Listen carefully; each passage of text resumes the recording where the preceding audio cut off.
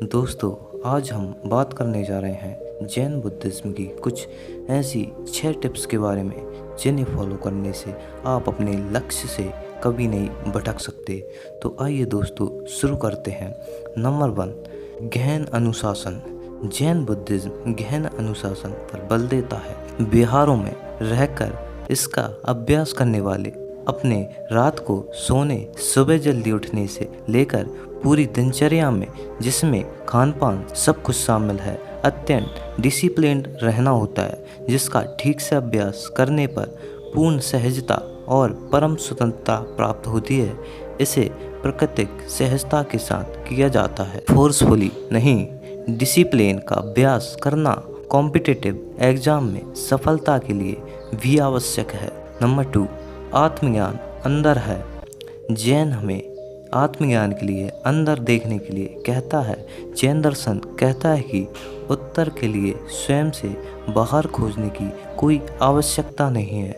हम उसी स्थान पर उत्तर ढूंढ सकते हैं जहां से हमें प्रश्न मिले थे। कॉम्पिटिटिव एग्ज़ाम के क्षेत्र में इसका अनुवाद है कि हमें अपनी सेल्फ स्किल्स और नॉलेज पर काम करना चाहिए, ना कि बाहरी चीज़ों को नियंत्रित करने में अपना समय व्यर्थ करना चाहिए। जैसे कि कुछ लोग सिलेक्शन करवाने के लिए कॉन्टैक्ट ढूंढते हैं या पैसे ऑफर करते हैं।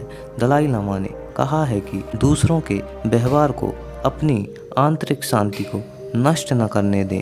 नंबर 3, ध्यान और अन्य तकनीकों के माध्यम से हमारे मन को नियंत्रित करना। जैन दर्शन को फॉलो करने का पहला कदम ध्यान और अन्य तकनीकों के माध्यम से हमारे मन और शरीर को नियंत्रित करना है।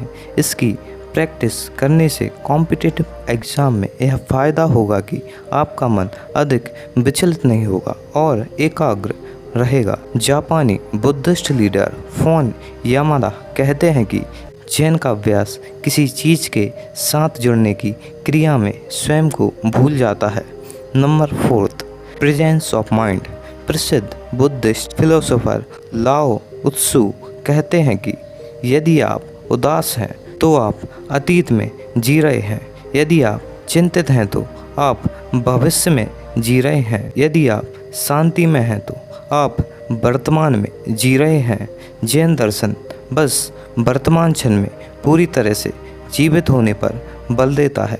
कॉम्पिटिटिव एग्ज़ाम की तैयारी में इसकी प्रैक्टिस चिंता से बचने, एकाग्र, अलर्ट और अवेयर बने रहने में मदद कर सकती है। नंबर 5, डर से आज़ादी।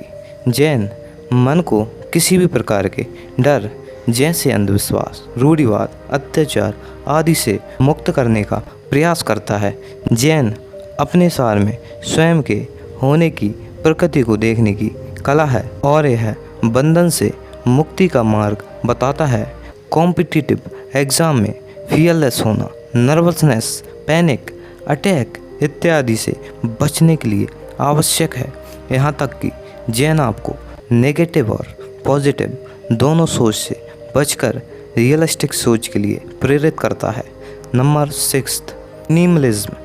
गौतम बुद्ध कहा करते थे कि जैसे मधुमक्खी नेक्टर इकट्ठा करने में फूल के रंग और सुगंध को नुकसान नहीं पहुंचाती है और ना ही उसे बिगाड़ती है, बुद्धिमान लोग उस तरह से इसी तरह संसार में रहते हैं। कॉम्पिटिटिव एग्ज़ाम के क्षेत्र में यह सीख कम प्रयासों में अधिक रिजल्ट की ओर इशारा करती है, अर्थात स्मार्ट एफिशिएंट वर्क प्रयोग करें, इसके अपने स्वयं के तरीके ढूंढें। अगर दोस्तों स्टोरी अच्छी लगी हो तो स्टोरी को लाइक करें और हमारे चैनल को सब्सक्राइब करें।